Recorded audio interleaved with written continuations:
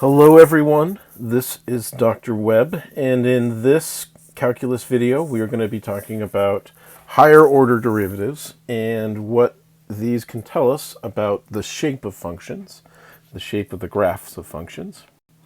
So at this point we're pretty familiar with starting off with a function and then taking its derivative, and we get a new function, f prime of x, which tells us about the slope of f of x, tells us about how f of x is changing at each point. And, usually if we start off with, a pretty normal function, the derivative also looks like a pretty normal function. Like if we start off with a polynomial, we take its derivative, we get another polynomial. If we start off with a trig function, take its derivative, we end up with another trig function. If we start off with an exponential function, take its derivative, we get another exponential function. And so then natural question is, what happens if you take the derivative again?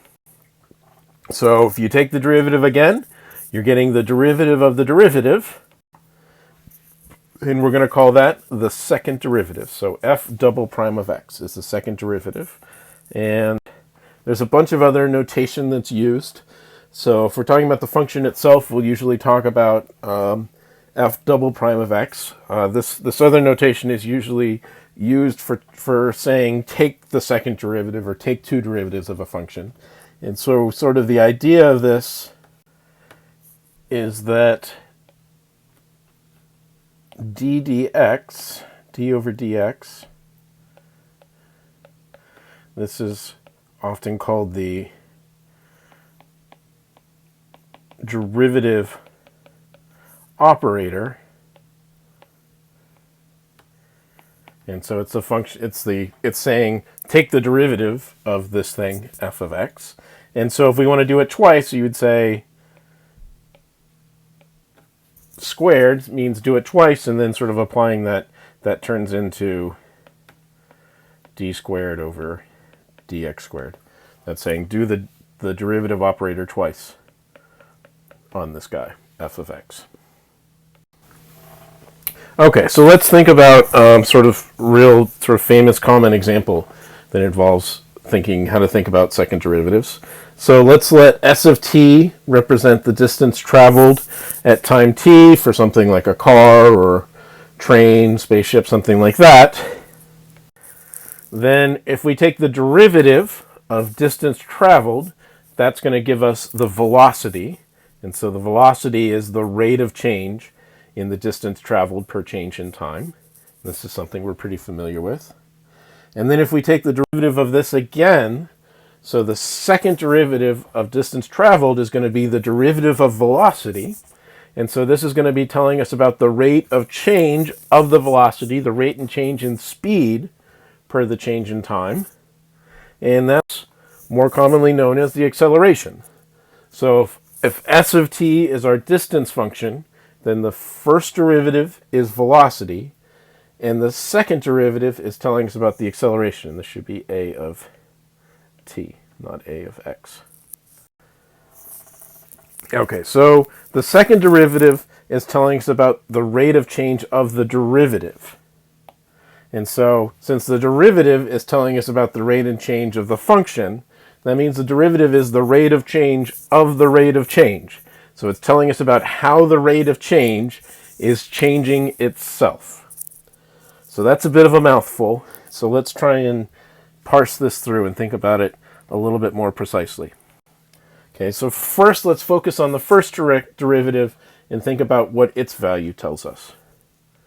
Okay, so first of all, if the value of the first derivative is positive, so this is saying that as you move to the right, the function has positive slope. So the slope of the function is positive as you move to the right. And so what does that tell us about the function? Well, it means that the function is increasing as you move to the right. So positive first derivative means the function's increasing.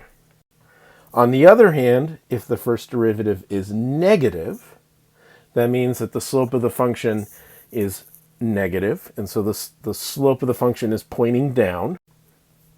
And if the slope of the function is pointing down, that means that as we move to the right, the function is decreasing.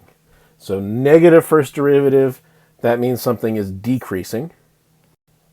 Lastly, What if the derivative is equal to 0 at a point? Well, that means that the function is horizontal there, and so it's neither increasing or decreasing. So having derivative equal to 0, that's sort of in between, it's just going flat at that point. Okay, so now let's move on and think about the second derivative.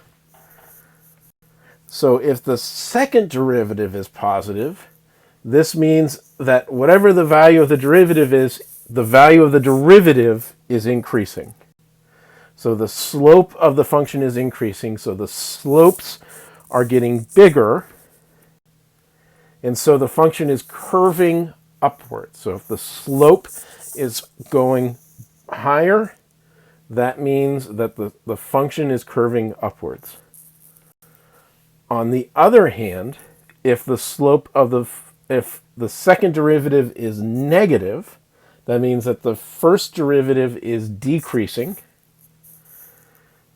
And so the slope of the function is decreasing. And if the slope of the function is decreasing, that means the function has to be turning downwards or curving downwards. Okay, and so if the second derivative is positive and the function is curving upwards, we often call this concave up for curving upwards. If the second derivative is negative, we'll say that the function is concave down. And that means that it's curving downwards. Okay, and so the second derivative, we're going to say it tells us about the concavity of the function. Positive second derivative, as we said before, means concave up. Negative second derivative means concave down. So concave up, curving upwards, up like a cup. Second derivative negative means concave down, down like a frown. Okay, so let's try and link knowing what the first derivative and the second derivative are into what the shape of a function is. Right? So first we have that the first derivative is positive, and so this means the function is increasing. And the second derivative is positive as well. So it's increasing and concave up. Right? So this means the whole way across, the slopes are going to be positive, but as we move from left to right, the slopes are going to be getting higher and higher. So let's just sort of start off with some points.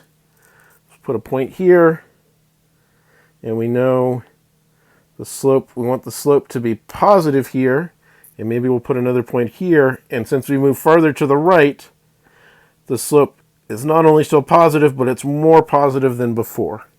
And so if we try and connect these dots, we get the general idea of this is what a function that is increasing and concave up looks like. All the way across, we pick any point. As we move over, the slopes are getting a little bit higher. Okay, and so this is an increasing and concave up curve. It's kind of curving, it's starting up, going up, and as you go up, it's getting steeper and steeper. Okay, so now we have the first derivative is negative, and the second derivative is positive. And so this is a decreasing and concave up.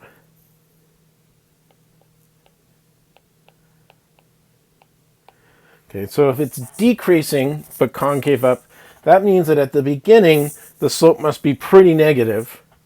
So at the beginning, the slope must be very negative.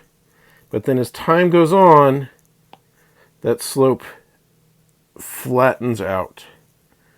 Okay, and so this is a decreasing concave up curve. Right? And if we take these tangent lines, the slope there is very negative, but as we move further over, it has flattened out. And so at the end, it's still a little bit negative, but not nearly as negative as it was at the beginning. Okay, now what if the function is now, the first derivative is positive, so it's increasing but now the second derivative is negative, and so it's going to be increasing in concave down. What is this going to look like? Well, so at the beginning, if we want the slope to be positive, but then as time goes on, it's going to get less and less positive. That means at the beginning, we should have the slope be very big. But then as time goes on, it starts flattening out. And so this is an increasing in concave down curve. Okay. And so if we think about points over here, the slopes are very steep. But then as we move further and further to the right, the slopes start getting more and more towards horizontal. So they start flattening out more and more. So at the beginning, the slope is very positive, but since the second derivative is negative, those slopes are flattening out and going towards zero, or at least decreasing as we go across. Last but not least, what if we have a decreasing function that is concave down?